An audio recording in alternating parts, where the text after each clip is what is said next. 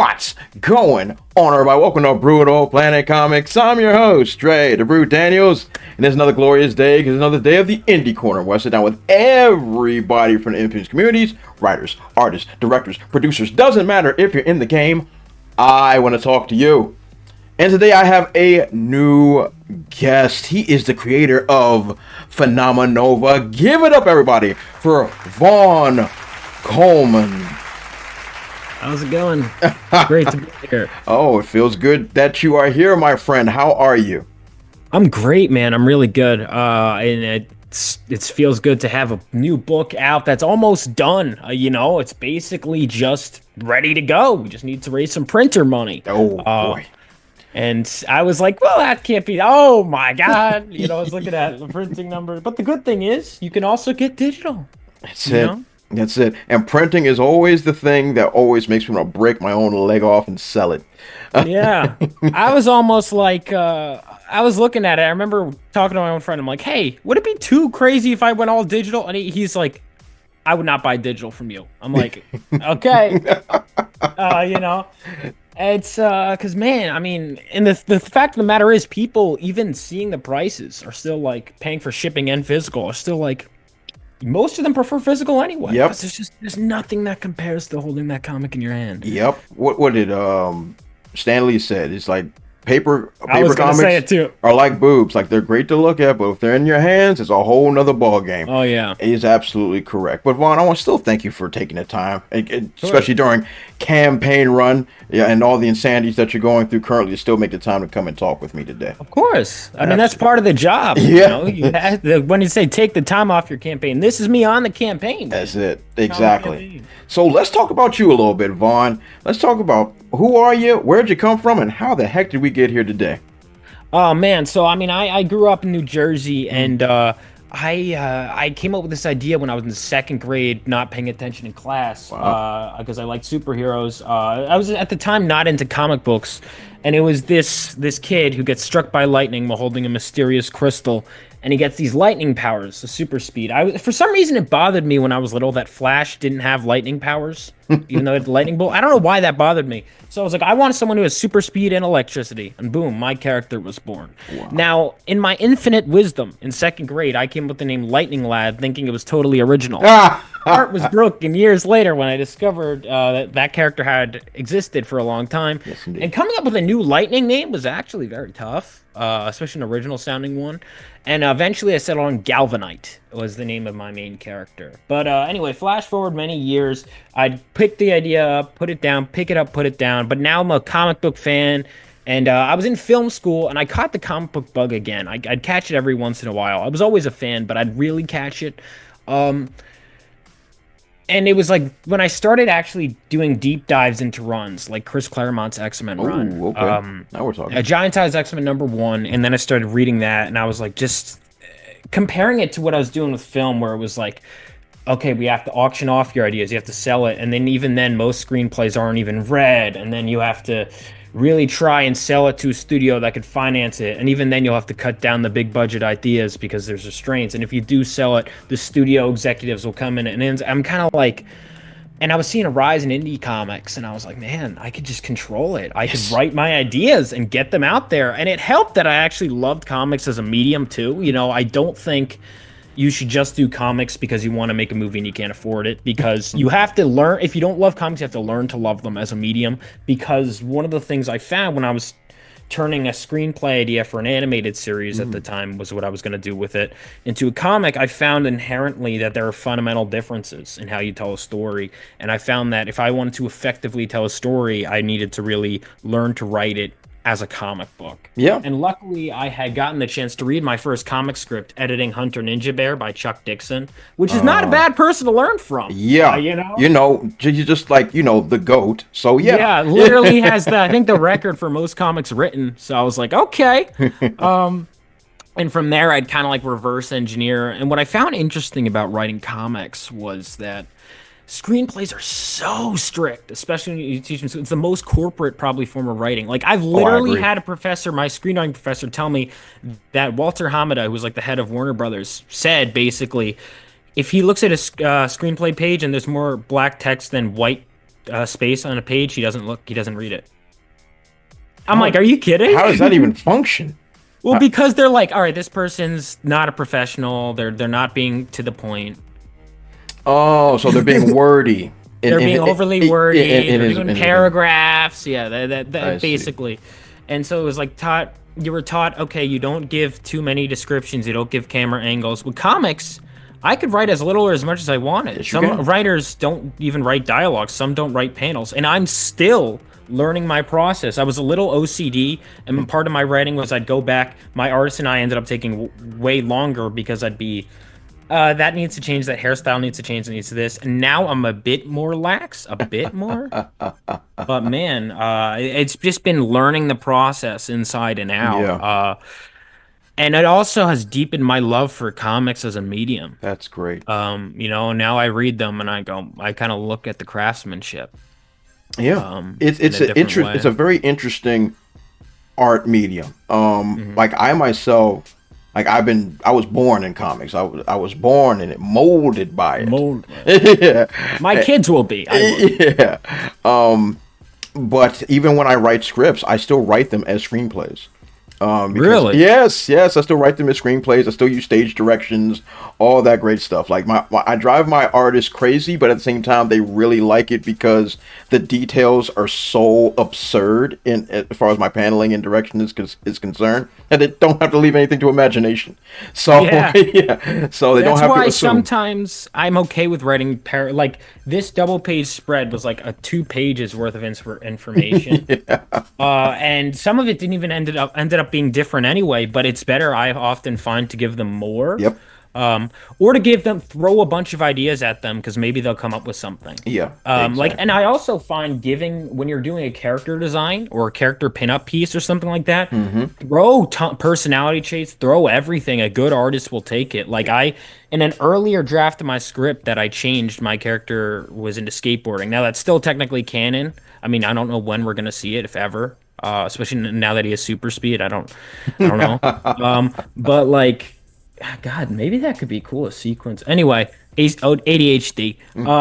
I he ended up when he was coming up with a makeshift costume, and I had in the script my main character. I just threw a bunch of ideas for things that a kid could have around the house. He added stuff I didn't think of. He was like, "Well, what if he has knee pads, shoulder pads, and he had this goofy looking outfit that I think really worked because it was like meant to be." His issue 1 outfit is so goofy. And I think that's good. Like I remember when I released my first issue, my character doesn't get his superhero stuff until the last issue. You know, like it's like he's wearing t-shirts and jeans Yeah. and like things to cover, like hoodies to cover his face, like all types of makeshift things that you would think of like somebody in the beginning of their journey. So Yeah. I think that makes a lot of sense. To have your first outfits to look homemade, as it were. Yeah. I think that's really cool. I think that's pretty awesome. So Vaughn, with all that in mind, let's talk about Phenomenova.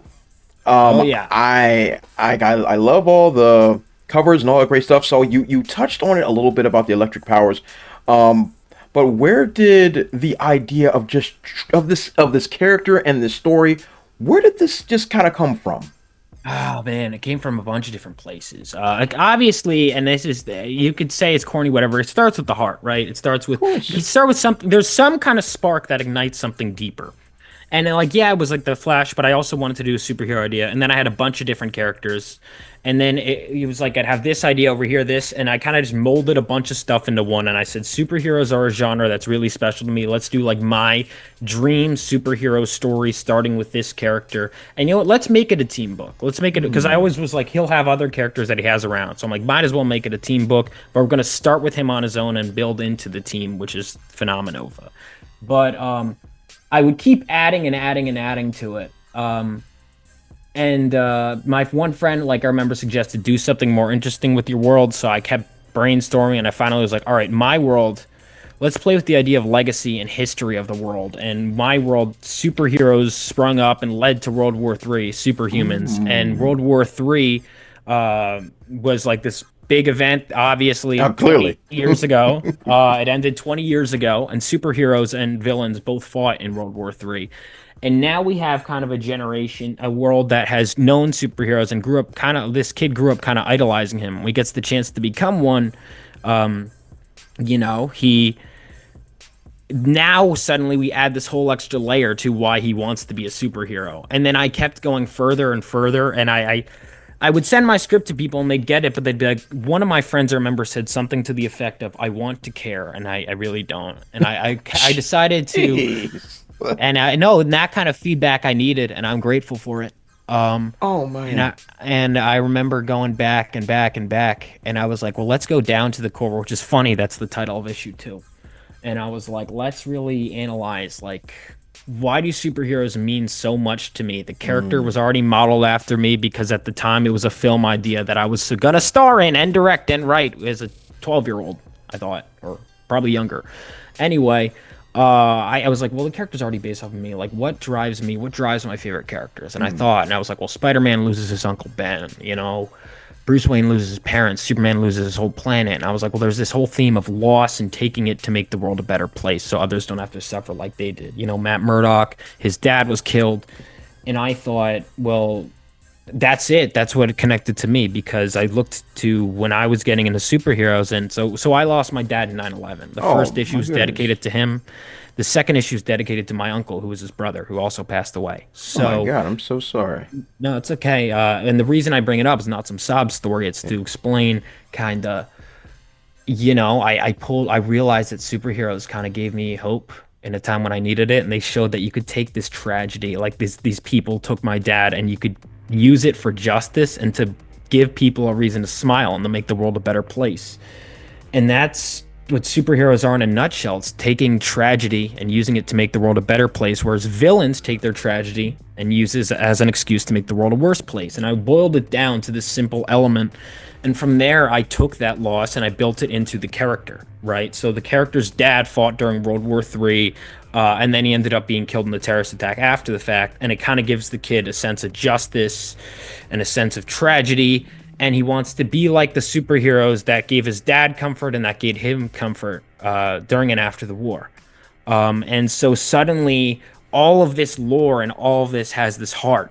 And suddenly now I'm ripping mine out like it came from the heart to begin with and letting it bleed out onto the page. And that's one of the things I would say is people love your ideas and lore dump, but you have to make them care and pull from something in here, pull from your real experiences. And that's what I did, mixed with all the cool superhero goodness. You gotta have that. You gotta have the fun stuff. You gotta have the powers. You gotta have the lore. But you gotta tie it in with the heart. Yeah, that's make it real.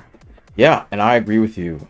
Using heartfelt moments in your actual life to pour into your work, I think, is one of the most let's just be as simple as I can. Human ways is to tell your stories.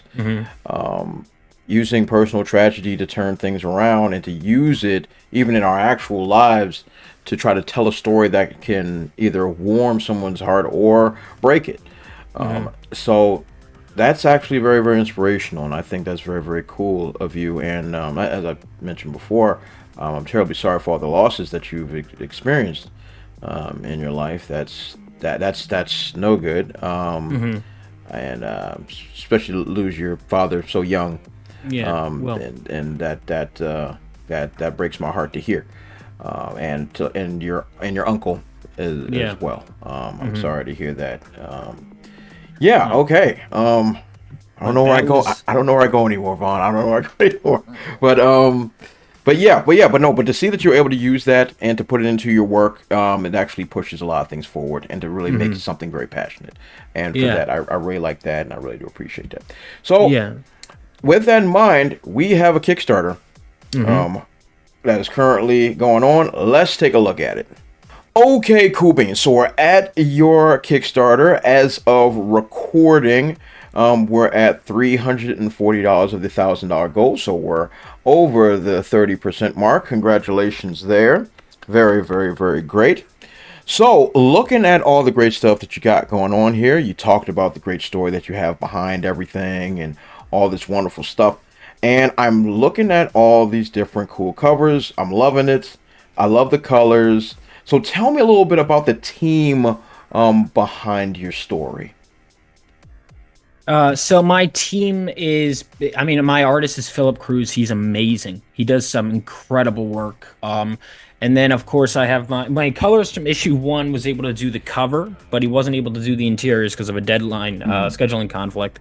So my colorist is is Hector Rubilar, who does fantastic work. And then we have, going through that, we have down the line my editor George Medina, who's also a creator. I don't, maybe you know George. I do know George Medina. Yes, I do. Everyone seems to. He's a good people. He's good friend of mine. I do love George. Yeah, and then I have my editor, Joseph Cervelin, and my assistant editor, my friend Reed. So then, of course, for the cover artists, I wanted to do something special. So my first comic, like I mentioned, was Hunter Ninja Bear, which I worked on. I wanted to get the artist, Mel Ruby, to do it, and he penciled, inked, and colored it. He's done some work for Dynamite. He's done some work for, I think, like Game of Thrones adaptations. Mel is one of those artists that he deserves more recognition. And then of course we've got the next cover is by Mariano Benitez Chapo and Nick Capone. Nick is a colorist. He does a ton of work, including has his own book that I edit called Purity. It's a bad girl book. Nice. And then those two are working on something for Dynamite, I think Wacky Races or something. Oh, that's really cool. So they were doing that, so they got to work on that cover together, and so that was something really special. That is amazing. You got yourself you got an Avengers squad working with you, my friend. That's awesome. Yeah. That is really, really, really cool. And I'm just pouring through some of the stuff that you got going on here, and I'm loving all the. I'm loving all the pencil work is tremendous. The inking is excellent. The color shades are really, really great. I see that you got some pretty dope stretch goals here with trading cards. Now, how many trading cards did you end up making? Well, so there was a day 1 trading card you had to get. That was when I launched on Fund My Comic. But otherwise, we have one trading card. We made 3 thus far. This is going to be our 4th one. But you guys will get it guaranteed if you back the book. Every backer gets the Hotline trading card. Hotline is the tech support character. This art was done by Dan Dahl, and again colored by Nick Capone. And then if we hit 10K across all campaigns, that includes Indiegogo and Fund My Comic, then everyone will get the Phoenix Senshi trading card if they back with their physical order, of course. That's awesome. So we are 6K. We passed 6K, so we are there. Nice. Basically. Nice. Very cool. Well, this is cooking on all freaking cylinders. I like all of this, and I see the passion behind what you got going on. I can tell that this joint is going to do, as I like to say, gangbusters, and it's going to be really, really amazing. So Vaughn, here's the question. Here is the question I ask of all my guests: how far are you taking the? I'm going to say it wrong. Phenomenova. Phenomenova to the stars, hopefully. Basically, I want to keep going until I'm done, until I don't feel like doing it anymore. So I've written the first 8 issues. Okay. But I have plans for way beyond that, man. I'd love to make it like a regular thing as much as I can, that I'm constantly putting out issues. That's my goal, is to constantly have things moving. And as long as I can keep doing that, yeah, I'd love to keep this going. You know, I'd love it. So have a forever run, which is always a good thing. Until I do want to end the series at some point, but I'd probably go over 100 if I wanted to do it. Good Lord Almighty, yeah, we'll see. Vaughn, that's called a forever run. All right, if you're dropping 100 issues, that's a forever run.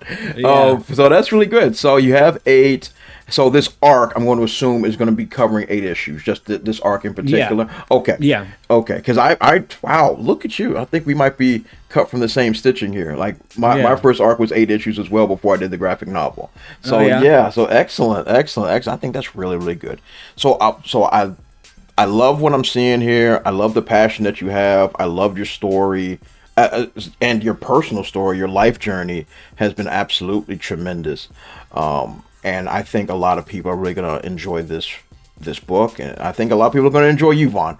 I think a lot of people are really going to enjoy all of this great stuff. So So let me just say from the bottom my cold dark heart that I thank you for coming on to the show. Thank you for having me. Of course. So Vaughn, where can folks find you? Where can they reach you? Social media, the whole 9 yards. So they could find me at RebelOasisStudios.com. You could email me through there. You could join my email list. That's crucial. Follow me on Instagram, Vaughn Coleman, Rebel Oasis on Instagram as well. Twitter, it's Vaughn M. Coleman.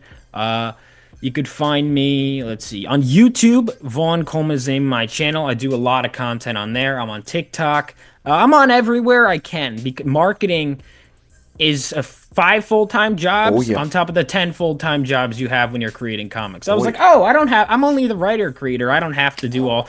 You have to do a lot.